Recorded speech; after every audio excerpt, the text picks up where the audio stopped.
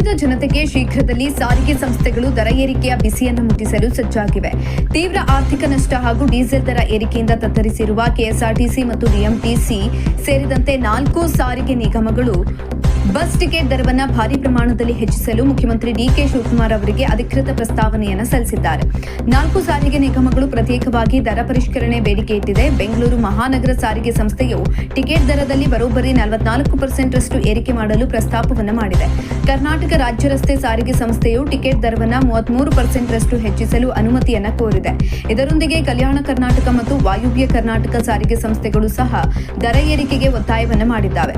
ಕರ್ನಾಟಕ ಸರ್ಕಾರ ಈ ಹಿಂದೆ ಜನವರಿ 5, 2025ರಿಂದ ಜಾರಿಗೆ ಬರುವಂತೆ ಸರ್ಕಾರಿ ಬಸ್ಗಳ ಟಿಕೆಟ್ ದರವನ್ನು 15% ಹೆಚ್ಚಳ ಮಾಡಿ ಆದೇಶವನ್ನು ಹೊರಡಿಸಿತ್ತು. ಈಗ ಸಾರಿಗೆ ಸಂಸ್ಥೆಗಳು ಮತ್ತೊಮ್ಮೆ ದರ ಪರಿಷ್ಕರಣೆಗಾಗಿ ಸರ್ಕಾರಕ್ಕೆ ಹೊಸ ಪ್ರಸ್ತಾವನೆಯನ್ನು ಸಲ್ಲಿಸಿವೆ.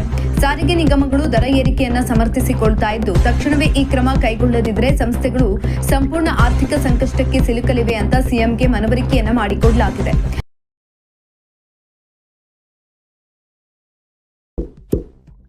ಇಂತಹ ಇನ್ನಷ್ಟು ವಿಡಿಯೋಗಳಿಗಾಗಿ ಲೈಕ್ ಮಾಡಿ, ಫಾಲೋ ಮಾಡಿ, ಶೇರ್ ಮಾಡಿ.